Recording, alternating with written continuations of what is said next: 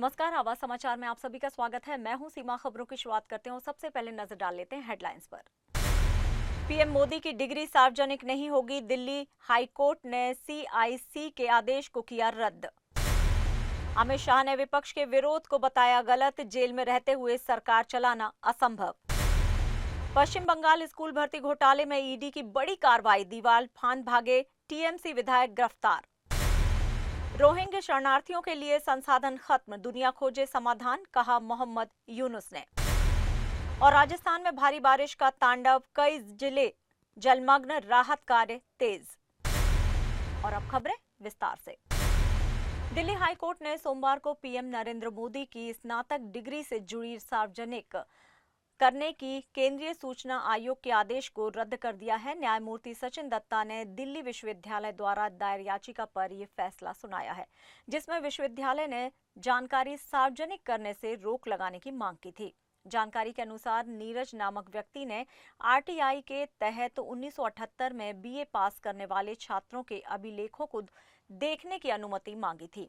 केंद्रीय सूचना आयोग ने 21 दिसंबर 2016 को आदेश दिया था कि अभिलेखों का निरीक्षण किया जा सकता है, जिस वर्ष पीएम मोदी ने भी परीक्षा पास की थी।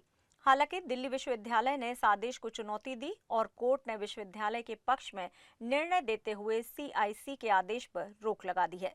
सॉलिसिटर जनरल तुषार मेहता ने अदालत में तर्क दिया कि विश्वविद्यालय को रिकॉर्ड कोर्ट में दिखाने की अनुमति है, लेकिन इसे जनता के लिए सार्वजनिक नहीं किया जाएगा। वहीं आरटीआई आवेदकों ने वकील ने सूचना के अधिकार अधिनियम का हवाला देते हुए सीआईसी के आदेश का बचाव किया था। अब पीएम मोदी की डिग्री से जुड़ी ये जानकारी आम जनता के लिए उपलब्ध नहीं होगी। मुर्शिदाबाद से बड़ी और चौंकाने वाली खबर सामने आई है। ईडी ने पश्चिम बंगाल में स्कूलों में भर्ती घोटाले की जांच के दौरान तृणमूल कांग्रेस के विधायक जीवन कृष्ण साहा को गिरफ्तार किया है। जानकारी के मुताबिक छापेमारी के दौरान साहा ने भागने की कोशिश की और अपना मोबाइल झाड़ी में फेंक दिया, लेकिन ईडी अधिकारियों ने तुरंत कार्रवाई करते हुए मोबाइल बरामद कर जब्त कर लिया। ईडी की टीम ने मुर्शिदाबाद और वीरभूम जिले में साहा के आवास के साथ साथ उनके ससुराल और रिश्तेदारों के कई ठिकानों पर भी छापेमारी की। इस दौरान कई महत्वपूर्ण दस्तावेज भी जब्त किए गए हैं। 2023 में भी सीबीआई की छापेमारी के समय साहा ने सबूत मिटाने के लिए अपने 2 मोबाइल फोन एक तालाब में फेंक दिए थे। जांच अधिकारियों के अनुसार ईडी का ये मामला सीबीआई द्वारा दर्ज प्राथमिकी से उत्पन्न हुआ है, जिसमें कोलकाता हाईकोर्ट ने कक्षा 9 से 12 तक के सहायक शिक्षकों और प्राथमिक शिक्षकों की भर्ती में कथित अनियमितताओं की जांच का निर्देश दिया था। शाह को अब कोलकाता लाया गया और अधिकारियों ने कहा है कि आगे की जांच और कार्रवाई तेजी से जारी रहेगी। मुर्शिदाबाद और बीरभूम में चल रही छापेमारी से साफ है कि ईडी इस मामले में कोई ढिलाई नहीं बरतना चाहती। अंतर्राष्ट्रीय नोबेल पुरस्कार विजेता और प्रसिद्ध अर्थशास्त्री मोहम्मद यूनुस ने चेतावनी दी है कि रोहिंग्या शरणार्थियों के लिए बांग्लादेश में उपलब्ध संसाधन अब समाप्त हो चुके हैं। यूनुस का कहना है कि लाखों शरणार्थियों की रोजमर्रा की जरूरतें पूरी करना मुश्किल होता जा रहा है। उन्होंने विश्व समुदाय से अपील की है कि इस मानवतावादी संकट का कोई स्थायी समाधान निकाला जाए। उन्होंने सीमित संसाधनों और बढ़ते संकट के बीच शरणार्थियों की हालत अत्यंत गंभीर है। यूनुस ने कहा है कि अब केवल स्थानीय प्रयासों से इस समस्या का समाधान संभव नहीं है और अंतर्राष्ट्रीय सहायता ही इस संकट को टाल सकती है। उन्होंने दुनिया से ये भी अनुरोध किया है कि रोहिंग्या शरणार्थियों की सुरक्षा, भोजन, शिक्षा और स्वास्थ्य सेवाओं के लिए तत्काल कदम उठाए जाए। विशेषज्ञों के अनुसार बांग्लादेश में लाखों रोहिंग्या शरणार्थियों के लिए शरण और संसाधन की कमी लगातार बढ़ती जा रही है और यदि वैश्विक मदद नहीं मिली तो ये संकट और भी गहरा सकता है। राजस्थान में लगातार हो रही भारी बारिश ने कई जिलों में तबाही मचा दी है। सवाई माधोपुर जिले में सूरवाल बांध ने ओवरफ्लो से सड़कें और घर जलमग्न हो गए हैं। शहर और गांव के कई इलाके दरिया बन गए हैं। झराफ्ता गांव में खेत पानी में डूब गए हैं और तेज बहाव के कारण मिट्टी का कटाव लगातार हो रहा है, जिससे कई घर गिर चुके हैं और कई अन्य अब भी खतरे में हैं। स्थानीय लोग शिकायत कर रहे हैं कि उन्हें अभी तक पर्याप्त सरकारी मदद नहीं मिली है। कोटा, बूंदी और टोंक में भी बाढ़ जैसे हालात हैं। नागौर और कोटा में घर गिरने से 3 लोगों की मौत हो गई है। राहत और बचाव कार्य के लिए एनडीआरएफ और एसडीआरएफ की टीमें लगातार कार्यरत हैं। वहीं वायुसेना ने MI-17 हेलीकॉप्टर्स के माध्यम से राहत सामग्री और बचाव कार्य को गति दी है। जयपुर जिले में की स्थिति गंभीर मानी जा रही है, इसलिए 25 और 26 अगस्त को सभी सरकारी और निजी स्कूलों के 7 आंगनबाड़ी केंद्र भी बंद रहेंगे। ये आदेश प्री प्राइमरी से लेकर 12वीं तक के छात्रों पर लागू होगा, लेकिन शिक्षक और स्टाफ को स्कूल आना होगा। जिला कलेक्टर ने आदेश के उल्लंघन पर आपदा प्रबंधन अधिनियम के तहत कड़ी कार्रवाई की चेतावनी जारी की है। राजस्थान में मौसम विभाग ने अगले कुछ दिनों तक भारी बारिश की संभावना जताई है, इसलिए लोगों को सतर्क रहने और सुरक्षित स्थानों पर रहने की सलाह दी गई है। ग्रेटर नोएडा से बड़ी खबर है। निक्की मर्डर केस में पुलिस ने सभी आरोपियों को सलाखों के पीछे पहुंचा दिया है। हत्याकांड के बाद फरार ससुर सतबीर और जेठ रोहित भाटी को अलग अलग स्थानों से गिरफ्तार किया गया। पुलिस ने मैनुअल इंटेलिजेंस और गोपनीय सूचना की मदद ली। एक दिन पहले ही निक्की की सास दयावती को जिम्स अस्पताल से पास से ही गिरफ्तार किया गया था। पति विपिन भाटी को पहले ही हिरासत में ले लिया गया था। पुलिस के अनुसार हिरासत से भागने की कोशिश के दौरान विपिन पर गोली चली और वह पैर से घायल हो गया। पुलिस का कहना है कि विपिन को सबूत के तौर पर थिनर की बोतल बरामद करने ले जाया जा रहा था, तभी उसने एक पुलिस अधिकारी से पिस्टल छीनने की कोशिश की। लगातार चेतावनी के बावजूद वो सिरसा चौराहे के पास भागा और तब गोली चली। पीड़ित के परिजनों ने पुलिस कार्रवाई की सराहना करते हुए आरोपियों को मौत की सजा देने की मांग की है। घटना 21 अगस्त की रात की है, जब निक्की को कासना थाना क्षेत्र के सिरसा गांव में पीट कर ज्वलनशील पदार्थ डालकर आग लगा दी गई थी। पड़ोसियों की मदद से उन्हें नजदीकी अस्पताल ले जाया गया, लेकिन रास्ते में ही उनकी मौत हो गई। परिजनों के अनुसार निक्की और उनकी बड़ी बहन कंचन की शादी एक ही परिवार में हुई थी। कंचन की शादी रोहित से और निक्की की शादी विपिन से दिसंबर 2016 में हुई थी। आरोप है कि शादी में दिए गए भारी सामान और स्कॉर्पियो SUV के बावजूद ससुराल वाले लगातार 36 लाख रुपए की मांग कर रहे थे। ये पूरा मामला परिवार और संपत्ति विवाद का है, जिसने एक निर्दोष लड़की की जान ले ली। पुलिस अब सभी आरोपियों के खिलाफ सख्त कार्रवाई कर रही है। खबरों में यहाँ लेंगे एक छोटा सा ब्रेक। आप बने रहिए आवाज समाचार के साथ।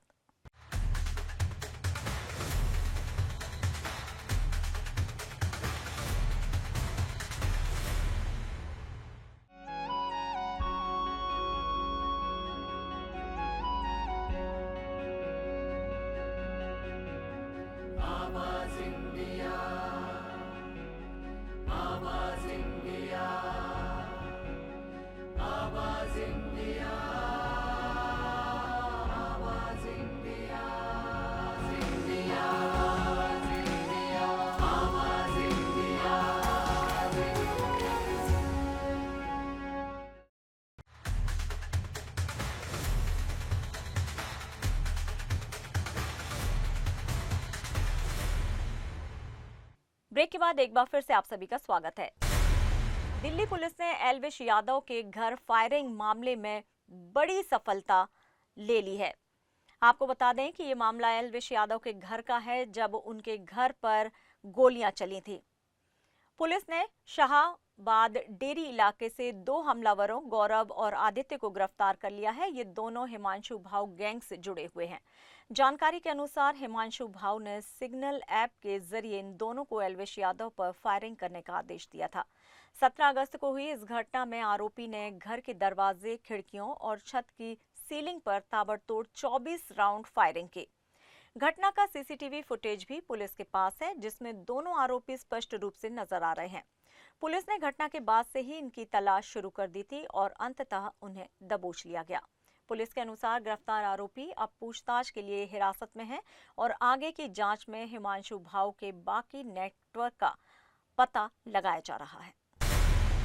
पश्चिमी दिल्ली के डाउरी इलाके से रविवार को एक बेहद परेशान करने वाली खबर सामने आई है। सुबह जब इलाके में भारी बारिश हो रही थी तो राहगीरों ने सड़क किनारे एक बोरे में लिपटी युवती का शव देखा। तुरंत ही उन्होंने पुलिस को सूचना दी। मौके पर पुलिस पहुंची और पाया कि शव करीब 2 दिन पुराना है। पुलिस ने जब शव की पहचान की तो ये रूपा नामक युवती का शव निकला। रूपा घरेलू सहायिका का काम करती थी और इलाके में ही रहती थी। पिछले 3 महीने से वो काम पर नहीं गई थी। रूपा 21 अगस्त को सुबह 10:30 बजे अपने घर से निकली थी और उस समय अपने फोन पर किसी से बातचीत कर रही थी। रूपा के परिवार ने उसके लापता होने की रिपोर्ट रविवार सुबह ही दर्ज कराई थी। उसी दिन दोपहर बाद उसका शव सड़क के किनारे से बरामद हुआ। हत्या किसने की और शव को सड़क किनारे किसने रखा, इसका पता लगाने के लिए पुलिस ने आसपास के सीसीटीवी कैमरों के फुटेज खंगालना शुरू कर दिया है। इस गंभीर मामले की जांच एसीपी, डीसीपी और क्राइम टीम कर रही है। पुलिस घटनास्थल से साक्ष्य जुटा रही है और पड़ोसियों से भी पूछताछ की जा रही है। फिलहाल शव की पोस्टमार्टम रिपोर्ट और अन्य जांच के आधार पर हत्या की वजह और आरोपी का पता लगाया जा रहा है।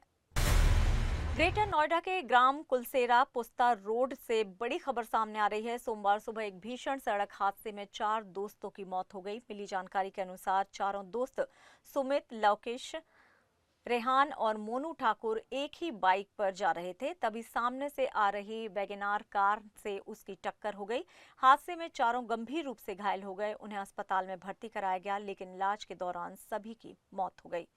मृतकों की उम्र 16 से 18 वर्ष के बीच बताई जा रही है। पुलिस ने कार चालक को हिरासत में ले लिया है और मामले की जांच शुरू कर दी है। घटना की सूचना मिलते ही मृतकों के परिजन घटनास्थल पर पहुंचे। स्थानीय लोगों का कहना है कि सड़क पर सुरक्षा और नियमों की कमी ऐसे हादसों की मुख्य वजह है। पुलिस ने सभी वाहन चालकों से नियमों का पालन करने और सतर्क रहने की अपील की है। इस हादसे से इलाके में शोक की लहर दौड़ गई है। पुलिस ने प्राथमिक जांच में पाया है कि कार चालक की लापरवाही से 4 किशोरों की जान चली गई। दक्षिणी गाजा के नासिर अस्पताल पर सोमवार को हुए भीषण हमले में कम से कम 8 लोगों की मौत हो गई। मृतकों में 4 पत्रकार भी शामिल हैं। मृत पत्रकारों में एसोसिएटेड प्रेस के लिए काम कर रही स्वतंत्र पत्रकार मरियम डग्गा शामिल हैं। 33 वर्षीय मरियम डग्गा गाजा युद्ध शुरू होने के बाद से एपी और अन्य मीडिया प्रतिष्ठानों के लिए काम कर रही थी। उन्होंने भूख से पीड़ित बच्चों की मदद करने वाले नासिर अस्पताल के चिकित्सकों पर रिपोर्टिंग भी की थी। इस हमले में अल जजीरा के पत्रकार मोहम्मद सलाम भी मारे गए हैं। ब्रिटिश समाचार एजेंसी रॉयटर्स के संविदा कैमरामैन हुसाम अल मसरी भी इस हमले में शहीद हुए हैं, जबकि उनके फोटोग्राफर हातेम खालिद गंभीर रूप से घायल हुए हैं। पत्रकार सुरक्षा समिति सीपीजे के अनुसार इस इजराइल हमास संघर्ष मीडिया कर्मियों के लिए सबसे खतरनाक और खूनी संघर्षों में से एक रहा है। लगभग 22 महीने से चल रहे संघर्ष में अब तक गाजा में 192 पत्रकार शहीद हो चुके हैं। मिली जानकारी के अनुसार अस्पताल पर हमला ऐसे समय में हुआ जहां भूख और युद्ध के बीच बचाव कार्य चल रहा था। इस घटना ने वैश्विक मीडिया समुदाय और मानवाधिकार संगठनों में गहरा सदमा पैदा कर दिया है। इजराइल और हमास के बीच जारी ये संघर्ष लगातार आम नागरिकों और मीडिया कर्मियों के लिए खतरनाक साबित हो रहा है और विशेषज्ञों का कहना है कि गाजा में स्थिति अत्यंत तनावपूर्ण और अस्थिर बनी हुई है। यमन की राजधानी सना में रविवार तड़के इजरायली हवाई हमले में कम से कम 6 लोगों की मौत हो गई और 86 लोग घायल हुए हैं। हमले में राष्ट्रपति भवन के पास पावर प्लांट और ईंधन भंडारण सुविधाएं भी निशाना बनी। इजरायल ने ये कार्रवाई हूती विद्रोहियों द्वारा हाल ही में इजरायल पर ड्रोन और मिसाइल हमलों के जवाब में दी है। स्थानीय मीडिया के अनुसार हमले में 14 युद्धक विमानों ने करीब 40 बम गिराए। घायलों को अस्पताल में लाया जा रहा है और चिकित्सकों का कहना है कि मृतकों की संख्या बढ़ सकती है। यमनी नागरिक सुरक्षा प्राधिकरण के अनुसार दक्षिण और पश्चिमी सना में लगी आग को बुझाने के लिए राहत कार्य जारी है। हूती समूह ने इस हमले को क्रूर और जघन्य बताया है। इसके लिए इजरायल और अमेरिका दोनों को जिम्मेदार भी ठहराया। फ्लोरिडा में एक पंजाबी ट्रक ड्राइवर की वजह से हुई दुर्घटना ने अमेरिका में लगभग 1.5 लाख पंजाबी ट्रक ड्राइवरों की रोजी रोटी पर संकट पैदा कर दिया है। अमेरिकी सरकार ने विदेशी ड्राइवरों के वर्क वीजा और कमर्शियल ड्राइविंग लाइसेंस पर रोक लगा दी है। हादसे में 3 लोगों की मौत के बाद सुरक्षा कारणों का हवाला दिया गया है। पंजाब में इस मुद्दे ने राजनीतिक हलचल भी पैदा कर दी है। आम आदमी पार्टी, शिरोमणि अकाली दल और कांग्रेस ने केंद्र सरकार से अमेरिकी सरकार के सामने हस्तक्षेप करने की मांग की है। नेताओं का कहना है कि यदि वीजा पर रोक जारी रही तो पंजाबी परिवारों पर प्रतिकूल असर पड़ेगा। साथ ही अमेरिका में अंग्रेजी की जानकारी अनिवार्य किए जाने के बाद अब 2500 पंजाबी ड्राइवरों के लाइसेंस निलंबित किए जा चुके हैं। North American Punjab trucking association के अध्यक्ष ने कहा है कि केवल ड्राइवरों को दोषी ठहराने की बजाय प्रशिक्षण प्रणाली में सुधार की आवश्यकता है। महाराष्ट्र के शाहपुर तालुका के विपक्षी गठबंधन महाविकास अघाड़ी को बड़ा झटका लगा है। शिवसेना उबाठा, शरद पवार गुट और कांग्रेस से जुड़े सैकड़ों कार्यकर्ताओं ने भारतीय जनता पार्टी का दामन थाम लिया है। ये सामूहिक प्रवेश कार्यक्रम शिरोल के सरपंच और शिवसेना उबाठा आदिवासी अघाड़ी अध्यक्ष संतोष आर्य के नेतृत्व में हुआ। मुंबई के प्रदेश कार्यालय में आयोजित कार्यक्रम में महाविकास अघाड़ी के लोगों ने बीजेपी का दामन थाम लिया है, जहां भाजपा प्रदेश अध्यक्ष रविंद्र चौहान ने सभी कार्यकर्ताओं का जोरदार स्वागत किया। इस मौके पर पूर्व केंद्रीय मंत्री कपिल पाटिल, पांडुरंग बरोरा, जिला ग्रामीण अध्यक्ष जितेंद्र डाकी, तालुका अध्यक्ष भास्कर जाधव, गणेश राउत और नवनाथ वन सहित कई बड़े नेता मौजूद रहे। बीजेपी में शामिल होने वालों में शाहपुर पंचायत समिति के 4 पूर्व सदस्य, 12 सरपंच, 8 पूर्व सरपंच और कई ग्राम पंचायत सदस्य शामिल हैं। प्रदेशाध्यक्ष चौहान ने भरोसा दिलाया है कि प्रधानमंत्री नरेंद्र मोदी और उप मुख्यमंत्री देवेंद्र फडणवीस की अगुवाई में आदिवासी समाज तक हर सरकारी योजना पहुंचेगी और शाहपुर तालुका का अपेक्षा से अधिक विकास किया जाएगा। पूर्व केंद्रीय मंत्री कपिल पाटिल ने कहा है कि भाजपा की विचारधारा और विकास कार्यों से जनता का विश्वास लगातार बढ़ रहा है। इसी वजह से कांग्रेस और शरद पवार गुट से इतने बड़े पैमाने पर कार्यकर्ता आज बीजेपी में शामिल हुए हैं। पाटिल ने यह भी ऐलान किया है कि आने वाले समय में शाहपुर तालुका से 2 अंकों में जिला परिषद सदस्य चुनकर भेजने का लक्ष्य है। प्रदेशाध्यक्ष चौहान ने भरोसा दिलाया है कि प्रधानमंत्री नरेंद्र मोदी और मुख्यमंत्री देवेंद्र फडणवीस की अगुवाई में आदिवासी समाज तक हर सरकारी योजना पहुंचेगी और शाहपुर तालुका का अपेक्षा से अधिक विकास किया जाएगा। पूर्व केंद्रीय मंत्री कपिल पाटिल ने कहा है कि भाजपा की विचारधारा और विकास कार्यों से जनता का विश्वास लगातार बढ़ रहा है। इसी वजह से कांग्रेस और शरद पवार गुट के इतने बड़े पैमाने पर कार्यकर्ता आज बीजेपी में शामिल हुए हैं। पाटिल ने यह भी ऐलान किया है कि आने वाले समय में शाहपुर तालुका से 2 अंकों में जिला परिषद सदस्य चुनकर भेजने का लक्ष्य है।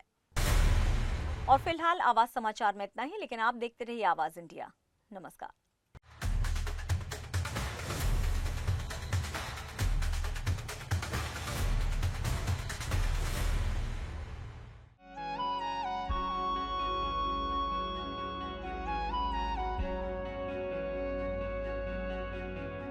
आवाज इंडिया।